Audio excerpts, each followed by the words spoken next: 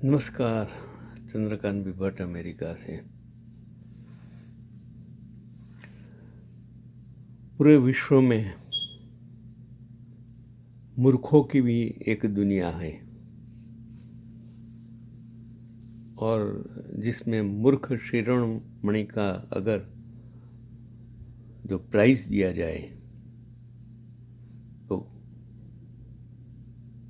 सबसे पहला मैं मूर्ख हूँ जो आपके सामने सच्ची बात कहता हूँ। आप सुनना नहीं चाहते हैं और समझना भी नहीं चाहते हैं, क्योंकि मैंने अप्रैल 1 अप्रैल और सब कहते हैं कि April fool 1 April is called April fool day. लेकिन मैंने पढ़ा कि ये अप्रैल फुल डे कहाँ से आया, क्यों आया, किस वजह से आया। वो चार्ल्स एप्रिल नाम का एक इंसान था। तो he did 56 businesses in his life time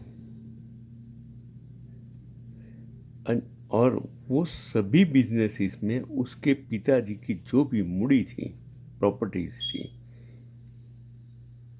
वो सब उसने खत्म कर दी।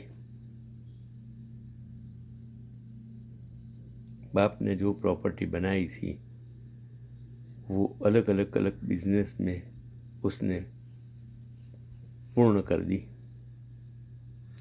और वो 25 साल से एक लड़की को शादी की। वो भी 1 साल में उसने डाइवर्स ले लिए, क्योंकि उसकी मूर्खामी के कारण उसको डाइवर्स मिल गया। और उसी तरह इनको पूरे जमात के लोग उनको जो कहते हैं ना कि सबसे बड़ा मूर्ख दुनिया का, और वो इसी वजह से वो दिन का नाम रख दिया 1 अप्रैल फुल। आप भी वो फेक स्टोरी पढ़ते हो, गलत स्टोरी पढ़ते हो, गलत इंसान को आप महान बना देते हो, पढ़े लिखे इंसान को आप अनपढ़ कह देते हैं। जो हार्वर्ड में पढ़ा, इकोनॉमिक्स का वर्ल्ड बेस्ट इंसान, इंडिया में कितने नोबेल प्राइज हैं, विश्वजीत कितने कितने हैं, नाम क्या गिना हो। इन सभी को आज के सत्ताधीश लोग मूर्ख कहते हैं। अमर्त्य सेन इनको मूर्ख कहते हैं और वो सबसे बड़े इकोनॉमिस्ट हैं, क्योंकि जो काम वो अप्रैल फुल वाले चार्ल्स एप्रिल ने किया, वो आज भारत में 70 साल से जो मुड़ी जिन लोगों ने बनाई थी वो आज हम बेच रहे हैं। आज हम 70 रुपीज़ का जो पेट्रोल था आज हम 110 रुपीज़ में ले रहे हैं। 400 रुपये का गैस का बाटला हम 1100-1200 में आज खरीद रहे हैं। फिर भी हम खुश हैं, सुखी हैं, क्योंकि वर्ल्ड बेस्ड इकोनॉमिस्ट शासन चला रहा है। यही तो हमारी कम नसीबी की, हम सच्चाई समझने की कोशिश ही नहीं करते हैं। और वही चीज़ 2010 से जब अन्ना हजारे ने आंदोलन शुरू किया था भ्रष्टाचार दूर करने का, जेपी, वो भी उन्होंने भ्रष्टाचार दूर करने का आंदोलन सर्वमुखत्यागी शाही के विरुद्ध का आंदोलन शुरू किया था, और निकला क्या? वही चीज़, इनसे ज़्यादा और भ्रष्टाचार। आज देखिए गुजरात कितने पेपर पर पेपर पर पेपर पर पेपर फूटते जा रहे हैं, और हम देखते जा रहे देखते जा रहे देखते जा रहे हैं, लेकिन हम फिर भी कहते हैं गुजरात मॉडल। सही बात है, मुझे टीका करने का कोई भी अधिकार ही नहीं है, क्योंकि जब मैं बोलता हूँ, एक शिक्षणविद बोलता है, एक इकोनॉमिस्ट बोलता है, तब मैं अप्रैल फूल जैसा चार्ल्स आपके लिए हूँ, क्योंकि आप मेरी बात समझने की कोशिश ही नहीं करेंगे। क्यों? क्योंकि हमारे दिमाग पर इतना जहर फैला दिया है कि आज हम कुछ बोलने लायक बचे ही नहीं हैं। हम फेक समाचारों के माध्यम से अपने आप को बर्बाद कर रहे हैं, वो हमें पता ही नहीं है। वो आज मैंने ओशो का पढ़ा, आपका धर्म अगर आपसे दंगे करवा सकता है, आपका धर्म अगर आपसे दंगे करवाता है, करवा सकता है, करवाता है, नफरत करवाता है, क्योंकि आज सिर्फ नफरत ही पूरे देश में व्याप्त हो गई है, इंसान से भेद करवाता है। मैं धर्म की बात करता हूँ कि आपका धर्म अगर आपसे दंगे करवा सकता है, नफरत करवाता है, इंसान से भेद करवाता है, और पाखंड भी करवाता है। पाखंड मतलब आज कितने नेता लोग इतने पाखंडी, इतने पाखंड को गलत प्रॉमिसेस आपको दे रहे हैं, फिर आपको उसे मानते हैं। तो धर्म नहीं, आप एक गिरोह के चुंगल में फंसे हुए हैं। समझ लो आप पूरा इंडिया एक गिरोह के चुंगल में फंसा हुआ है, क्योंकि हमारे में नफरत दिमाग में, भेद हमारे दिमाग में, पाखंड हमारे दिमाग में इतना भर दिया है, इतना भर दिया है कि हम धर्म क्या है, मानवता है, ये भूल गए हैं, इंसानियत है वो भूल गए हैं। हम सिर्फ हमारे पास सत्ता की भूख, पैसे की भूख इतनी आ गई है कि हम इंसान से ही चीटिंग करते हैं। हमारे दिमाग में से जो भूत भर गया है, हम कभी निकालने वाले नहीं हैं। ये वक्त है आपके लिए समझने का। मैंने पढ़ा, जिन बांध नहरों का काम ही शुरू नहीं हुआ, अफसरों ने कागजों में काम पूरा दिखाकर भुगतान भी कर दिया। ऐसा मेरा समाज है, ऐसा हमारा देश है, जहाँ सब कागज पर चलता है। नाव कागज की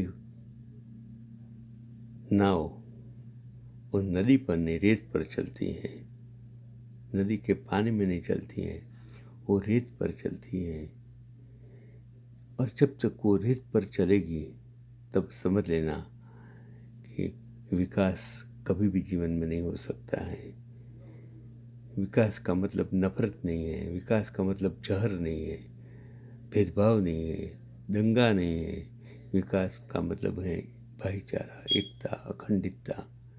अगर वो चीज़ हमारे दिमाग में आएगी, तब हम इतने आगे बढ़ चुके होंगे कि पीछे रोने के लिए कुछ नहीं होगा हमारे लिए, सिर्फ हंसने के लिए ज़िंदगी होगी। मैंने एक और चीज़ पढ़ी कि बच्चों के लिए घातक किंडर जॉय, ब्रिटेन में कंपनी ने वापस बुलाए बेंच, और जांच में बच्चों की पॉइजनिंग से जुड़े मामले मिले। हम कहाँ जा रहे हैं?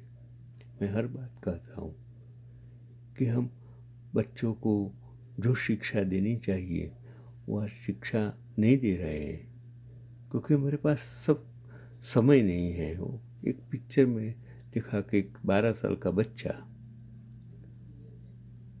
कोर्ट में वकील से कहता है कि मुझे डाइवोर्स चाहिए। वो वकील कहते हैं कि भाई तुमको 12 साल तो शादी नहीं की, डाइवोर्स कहाँ से लेना है? बोला मेरे माँ बाप से। क्योंकि आजकल माँ बाप इतने बिजी, इतने व्यस्त हो चुके हैं कि माँ बाप के पास बच्चों के लिए वक्त नहीं है, और इसलिए वो मोबाइल को पकड़ा के उसको एंगेज कर देते हैं। उसको पढ़ाने के लिए, प्रेम करने के लिए, मदद करने के लिए, वो क्या करता है क्या नहीं करता वो देखने के लिए। आज महंगाई ने लोगों को इतना बर्बाद कर दिया है कि वो खुद अपने बच्चों से ध्यान नहीं दे पाते, अपने बच्चों को मदद नहीं, उनको अच्छी शिक्षा नहीं दे, क्योंकि शिक्षा के बाद नौकरी नहीं दिलवा सकते हैं, बिजनेस नहीं कर सकते हैं, तो जाए कहाँ? हमारे पास क्या क्या जो लोग संसद में बैठे हैं उनको क्या कोई चिंता ही नहीं है? क्योंकि वो तो अपने बच्चों को प्रदेश में पढ़ाने के लिए भेज देते हैं। उनको तो पगार मिलता है बिना कुछ किए, बिना कुछ पढ़े। ये राजकारण का नशा इन लोगों ने इतना इतना इतना कि पूरी जिंदगी पेंशन मिलता है बिना कुछ किए, बिना कुछ पढ़े, और फिर उपदेश देने के लिए जो एक इंसान की डिग्री का कोई ठिकाना नहीं है, वो बच्चों को कॉन्फ्रेंस में पाठ पढ़ाने के किस तरह पेपर लिखना चाहिए, तब शर्म की कोई हद हो गई है। मुझे इतना दर्द होता है कि क्या ये हो रहा है, हम कहाँ जा रहे हैं? क्या अनपढ़ लोग सत्ता में बैठकर ये क्या कर रहे हैं? किस प्रकार की नौटंकी करते हैं? एक लोगों के पैसे से बनाई हुई इमारतों का उद्घाटन, सड़कों का उद्घाटन करने में, अपना नाम लिखवाने में इतने इतने पाखंडी हो गए हैं कि अपने आप को अभी भगवान बनाने के लिए सोशल मीडिया का इतना दुरुपयोग कर रहे हैं। कब तक चलेगा? महंगाई कितने, अभी श्रीलंका बर्बाद हो गया, नेपाल, सभी पड़ोसियों बर्बाद हो गए। वो देखकर भाई अगर इंडिया नहीं समझेगा, हिंदुस्तान नहीं समझेंगे, सत्ता में बैठे लोग नहीं समझेंगे, प्रजा नहीं समझेंगी, प्रजा को जिस तरह बताया गया है कि ये देश के हित के लिए दवाइयाँ, महंगाई अच्छी दवाई है, ज़रूरी है, ऐसा दिमाग में इतना घुसाड़ दिया है कि आज उनको कुछ समझ में नहीं आता कि भाई ये जो भाव बढ़ रहे हैं, क्यों बढ़ रहे हैं, उसके पीछे का रीज़न, सच्चा रीज़न क्या है। ये लोग उनके लिए भी 70 साल को जवाबदार जब बताते हैं और लोग मान लेते हैं, तब समझ लेना कि ये मूर्खों की जमात अगर नहीं समझेंगी तो जैसा हाल श्रीलंका का है वो भारत का होने वाला है, नक्की है। समझ जाइए, सुधर जाइए। मैं अमेरिकन नागरिक हूँ, NRI हूँ, न तो कोई पक्ष से मेरा लेना देना है। हाँ, मैं किसी को जहर फैला, एक भाई ने मुझे लिखा आप जहर फैला रहे हो। भाई जहर आप पी रहे हो, मैं पिलाता नहीं, पिलाने वाला तो कोई और है जो आप पी रहे हो। समझ जाइए, मैं तो वो जहर आप में भरा हुआ है वो निकालने का काम करता हूँ, ये समझिए। क्योंकि मेरे दिल में, मेरे दिमाग में हिंदुस्तानी होने का गौरव है जो आप में नहीं है।